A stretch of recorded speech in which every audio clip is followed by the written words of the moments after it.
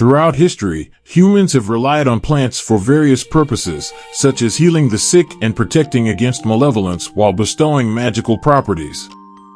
However, an intriguing twist emerges when plants themselves become conscious and transform into killers. These monstrous associations link vegetation to malevolent sorcery and demonic influence, endowing them with human-like qualities. Characteristics like enormous size, enhanced mobility, including sentient movement, an insatiable carnivorous diet, and poisonous excretions can all turn a seemingly harmless plant into a terrifying monster. The unifying element among these so-called monstrous plants is their ability and desire to kill humans. Some real-world poisonous plants, such as hemlock and belladonna, have proven lethal to humans and have been utilized as such. Due to their potentially devastating consequences, certain vegetation became associated with mystical properties, especially if they possessed an unusual appearance.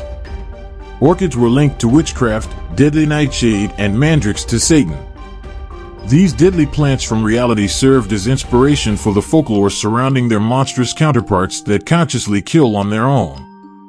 An early example of such tales emerges from the medieval period in Maidenbach's Ortus Sanitatis, a natural history encyclopedia published in 1491. It includes a description and illustration of the Bowser tree, believed to exude toxic fumes causing death for miles around, including humans. Another intriguing account surfaced 250 years later in 1783 when Dutch surgeon N.P. Forsch wrote an article in the London Magazine about the existence of a strange tree called the Javanese upas on the island of Java. Forsch claimed that the tree's biology, dismissed as myth by European naturalists, was sensational. According to him, indigenous people called it the Bohun Upas Forsch, with the government's permission and the aid of two Malayan priests, claimed to have observed the tree from a distance. The bark and resin fumes emanating from the tree proved lethal to all life.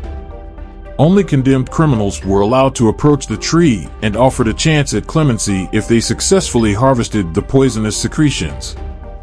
The existence of Forsch and his account of the tree are still contested. Historical documents verify the presence of a surgeon named John Nichols Forsch who lived in the East Indies and expressed interest in writing a book about his travels. It is plausible that he concocted the Bohun Upa story as a publicity stunt. However, some historians attribute the London Magazine article to an anonymous source who fabricated the tale from scratch. Either way, there is indeed a real tree with poisonous sap, now known as the Antiaris toxicaria, that was well known among inhabitants of its natural habitats. However, it wasn't until sensationalized accounts like the one in the 18th century that this deadly plant was transformed into a killer plant in popular imagination. These narratives of killer plants, while often considered tabloid fodder, held a sensational allure. Naturalist Erasmus Darwin, in his 1789 text The Botanic Garden, described the Javanese upas tree and its poisonous vapor, portraying a barren land surrounding the plant with the skeletons of men and animals. Although not the man-eating plant trope as we recognize it today, these early literary appearances planted imaginative seeds that flourished in the 19th century. Advancements in trade routes and transportation in the 19th century enabled the successful transport of plants across the globe. Improvements in greenhouse technology made it possible to cultivate foreign plant species in previously unfit climates.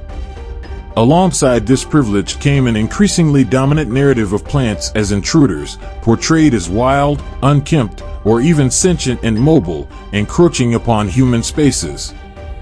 The perception of flora consuming animal flesh, including humans, was partly popularized by Charles Darwin's 1875 book Insectivorous Plants, which introduced the concept of flesh-eating plants.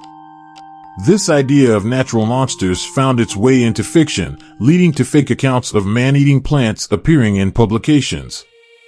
One of the most widely popularized tales was The Man-Eating Tree of Madagascar, published in the New York World in 1874.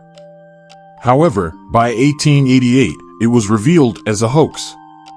Nevertheless, fiction writers continue to expand upon these sensational horror narratives, creating stories about giant carnivorous Venus flytraps, African man-sucking trees, and mobile plants with a taste for human flesh. Many killer plant stories from the 19th century and beyond were set in exotic locations, representing the unconquered and uncontrollable natural world. Colonialism played a role in turning passively poisonous flora into predatory man-eating beasts, reinforcing the notion of the foreign as dangerous and terrifying to affirm Western superiority. In the 1920s and 30s, monstrous plant narratives thrived in pulp science fiction, coinciding with debates about teaching evolutionary theory in schools during the Scopes trial. The uncertainty of the Cold War and rapid scientific discoveries of the 50s and 60s further fueled the proliferation of monster plant stories in literature and on screen. Monstrous plant narratives often speculate about the potential consequences of nuclear mutations, extraterrestrial life, bioweapons, and chemical herbicides. In John Wyndham's renowned novel, The Day of the Triffids, mysterious plants symbolize Cold War fears. A comet-induced global catastrophe leaves most of the world's population blind and vulnerable to the predatory triffid plants, originally bred by the Soviet Union during genetic experiments and accidentally released into the world. These triffids evolved to prey on humans, seizing the opportunity to dominate the planet.